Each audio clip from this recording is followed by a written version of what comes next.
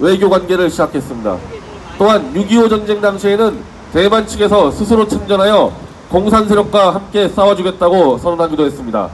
당시 미국의 신중론으로 공식적 참전은 하지 않았지만 대만은 각 분야의 군사 및 민간 전문가를 파견 보냈고 경제적 지원을 아끼지 않아 북계와 중공 세력을 물리치는 데 큰 도움을 주었습니다. 휴전 이후에는 장개석 정부와 이승만 정부가 주도하여 대만, 대한민국, 필리핀, 홍콩, 태국 등이 아시아 민족 반공연맹을 구성하여 공산 세력에 대해 함께 대항했습니다. 이를 담당했던 대한민국의 조직이 현재까지 활동하는 자유촌연맹입니다. 대한민국 정부가 이런 대만과의 관계를 단절할 때 최소 6개월 전에 알려야 하는 외교적 신의를 버리고 72시간 전에 기습 통보를 한 이유는 단지 명동의 대만 대사관을 중국에 넘겨주기 위한 것이었습니다. 당시 김숙이 주한 대만 대사는 한국 정부는 동양에서 가장 중시하는 조상의 재산을 허락 없이 강탈해 중공에 주려 하는데 이는 참을 수 없다 하여 한국 정부를 비판했습니다. 그러나 결국 김숙이 대사와 대만 국민들은 오늘 우리가 대만 국기를 내리지만 이 국기는 우리 마음속에 다시 겁니다 라는 말과 함께 대만 대사관에서 철수했습니다. 2015년에는 걸그룹 트와이스의 당시 16세 대만 소녀 쯔위가 인터넷 방송에서 태극기와 대만 국기를 함께 흔들었습니다. 그러나 중공에서 돈 버는데 급급한 소속사 JYP는 쯔위에게 중국은 하나밖에 없습니다. 저는 중국인임을 자랑스럽게 생각합니다라는 사과 발언을 강요, 또다시 외교적 추태를 보이기도 했습니다.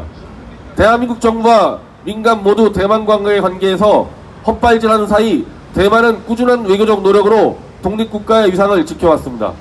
특히 지난 6월 1일 미국 국방부가 발표한 인도태평양 전략보고서에는 싱가폴, 대만, 뉴질랜드, 몽골 등 4개 국가는 전 세계에서 미국이 수행하는 임무에 기여하고 자유롭고 공개된 국제질서를 유지하기 위해 적극적으로 행동하고 있다며 미국이 대만을 실질적 국가로 인정했습니다.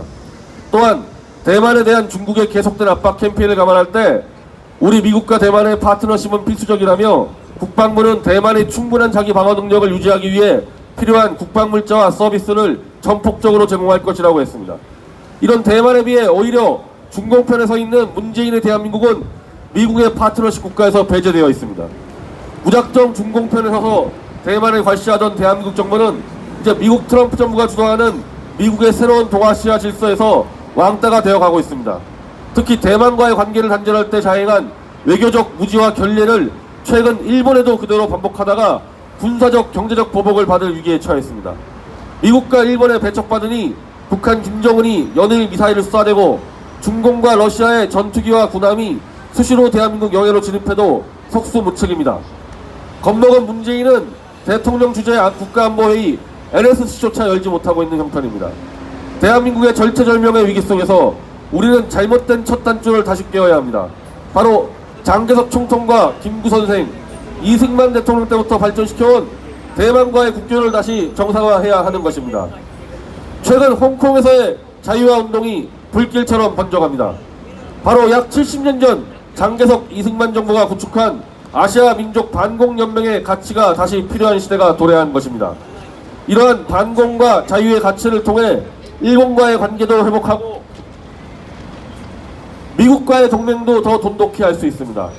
그렇게 대한민국은 북한 김정은을 내쫓고 한반도 자유통일을 이룰 수 있고 대만은 독립국의 지위를 더 굳건히 하며 일본, 홍콩과 함께 아시아 전역의 자유질서를 확대해 나갈 수 있습니다.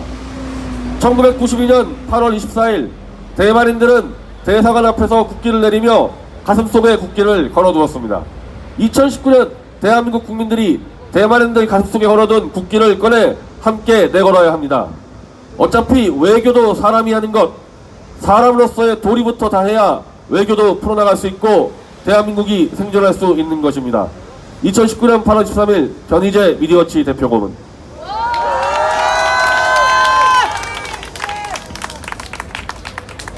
예, 이제 국교